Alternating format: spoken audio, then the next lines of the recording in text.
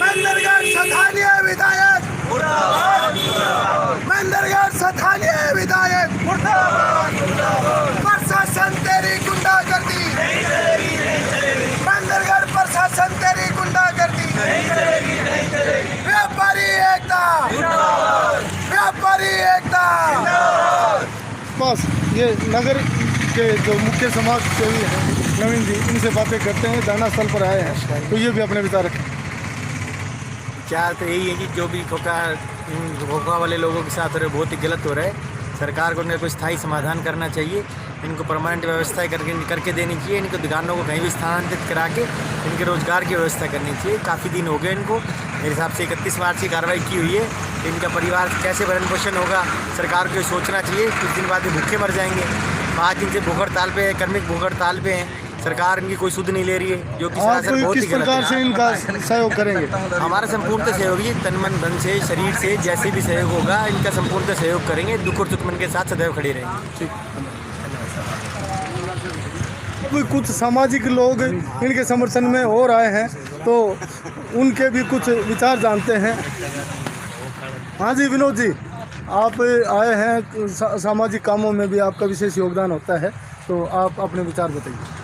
देखिए, ये महेंद्रगढ़ में जो ज्यादती जुल्म इस कदर इन प्रशासन के लोगों ने फैला रखी है, कर रखी है कि हदें पार कर दी हैं। हमें ये समझ नहीं आता कि शासन कहाँ है, प्रशासन कहाँ है, लेकिन वो इस तरह से दादागिरी कर रहे हैं कि जैसे गुंडे मवालियों को सारा सिस्टम हैक करके ना और उन्होंने अपनी सारी कार्रवाई मनमानी उन्होंने कर दी है।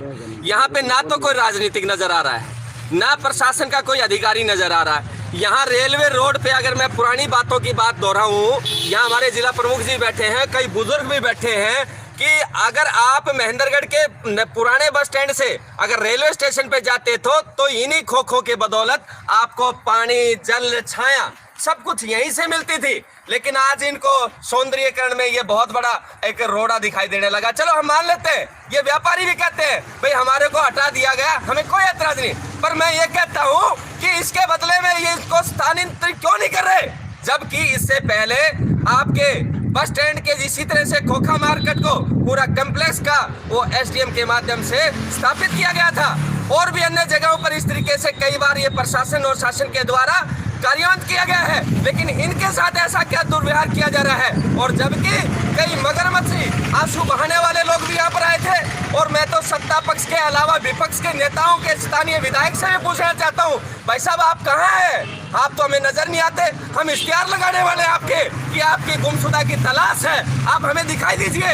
ये तो आपका हाथ जोड़कर इंतजार कर रहे हैं। और यही नहीं, मैं तो ये भी कहने वाला हूँ कि इन्होंने जिस तरह से 13-14 दिन इस तपती धूप के अंदर अपना समय बिता दिया है और अब इनके बच्चे रोटी के लाले पड़ रहे हैं। अभी तो अनाज भी निकल रहा है, लेकिन इनकी जिस तरह रोजमर्रा की कमाई थी वो बंद हो चुकी है और ये भूखे मरने की नौबत आ चुकी है।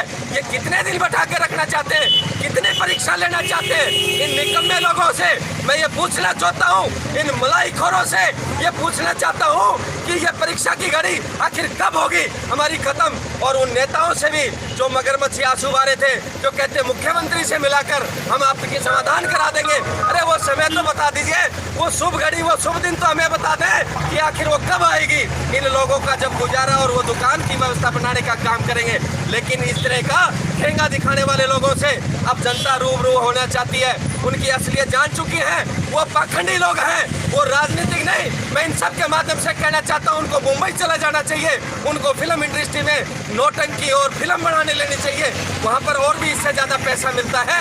ये जनता के लायक अब नहीं रहे हैं, अब यहाँ से ये निकालने जाने वाले हैं। अब जिस तरीके से नए हमारे साथी आ रहे हैं, समाज के लिए संघर्ष करने वाले, वो यहाँ पर सेवा करेंगे और इन लोगों का साथ दे रहे हैं। आए दिन आप देख रहे हैं कि उन दोनों महान लोगों की, तीनों की विशेष तौर से, वो तीसरे भी वीआईपी कल्चर वाले भाई साहब भी दिखाई नहीं देते।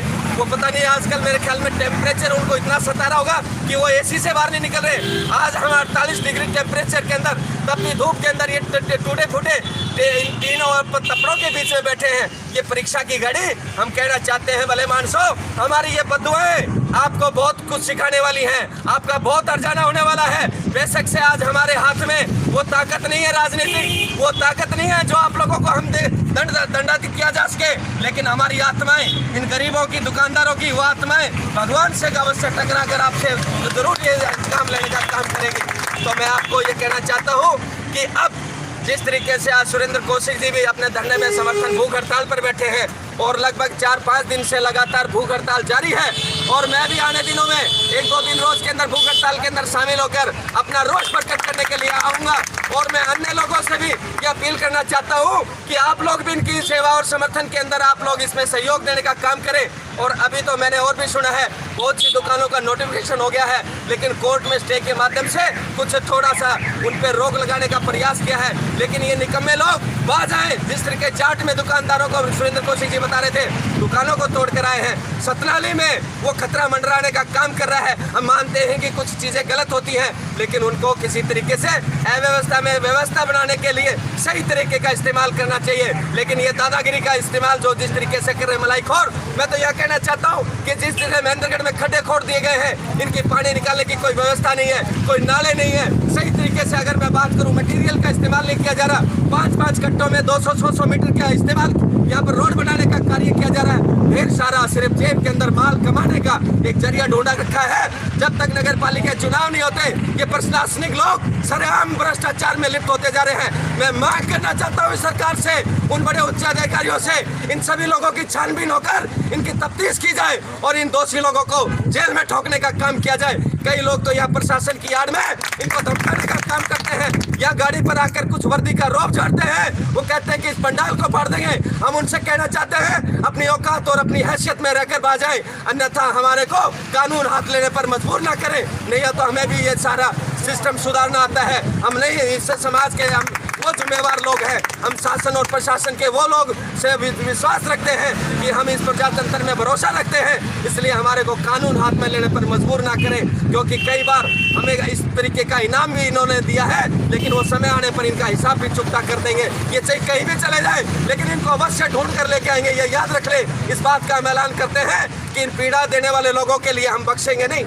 और इन सब बातों के साथ मैं ये भी कहना चाहता हूँ कि मेरे क्षेत्र की जनता इन भोले वाले लोगों के साथ में आकर खड़ी हो, इनकी आवाज़ उठाए, इनका साथ दे। इन सब बातों के आपका धन्यवाद करते हैं। मैं ये भी कहूँगा कि आपके अगर और भी कभी आपके दिल में सवाल हो, वो भी आपको मैं आमंत्रित करता हूँ, वो भी पूछें आप। जैसे घाट के अंदर भी यूनिवर्सिटी के पास छोटे दुकानदार अपना काम कर रहे थे, तो किसने तो वो दुकानें लगवाई थी, किसने वो उजाड़ी? देखिए, सेंट्रल यूनिवर्सिटी सुरेंद्र कौशिक जी का और विनोद पाली जी का स्वयं का गांव है, और हम लोगों ने वहाँ पर 550 एकड़ जमीन दी। क्या वहाँ के लोग अगर छोटी दुकानें लगाकर अपना पेट पाल ले, क्या गुनाह है ये? मैं पूछना चाहता हूँ लोगों से, ये किसकी गलत मंशा थी? आखिर वो खोखे, वो छोटी दुकानें किसको तकलीफ दे रही थी? अरे अभी तो 300-400 एकड़ जमीन खाली पड़ी हुई है। अगर वो लोग अपना पेट भी पाल रहे थे तो किन लोगों के पेट में मरोड़े उठ रहे थे? किन लोगों को वो सौंदर्यकरण में दखलंदाज हो रहा था? लेकिन ऐसा कुछ नहीं है। इन लोगों ने इस क्षेत्र में सिर्फ एक भय का माहौल पैदा करने के लिए ये 3-4 कार्रवाइयाँ की गई हैं, और आगे भी कुछ लोगों को डराने का काम किया जा रहा है। और इनके जो एजेंट हैं वो लोगों को डरा रहे हैं कि आपके घर में, आपके गांव में, आपकी गली में, आपके शहर में आपका भी अतिक्रमण के माध्यम से ये तोड़ने का काम करेंगे। ये मैं महेंद्रगढ़ के लोगों से कहना चाहता हूँ, इनकी तानाशाही हमें 1% नहीं चलने देंगे। और इन लोगों को जो विशेष तौर से धोले कपड़े वाले जो राजनीतिक लोग आते हैं, हम अपने मोए मिट्ठू और कुछ तोते आते हैं पड़े पढ़ाए, इन पार्टियों के लोग वो तोते वाली भाषा बोलकर यहाँ पर मूर्ख बनाने का काम करते हैं। लेकिन जब संघर्ष होता है ये लोग दिखाई नहीं देते। इन लोगों का भी हिसाब चुकता करेंगे। समय आने दे, इस बात के लिए मैं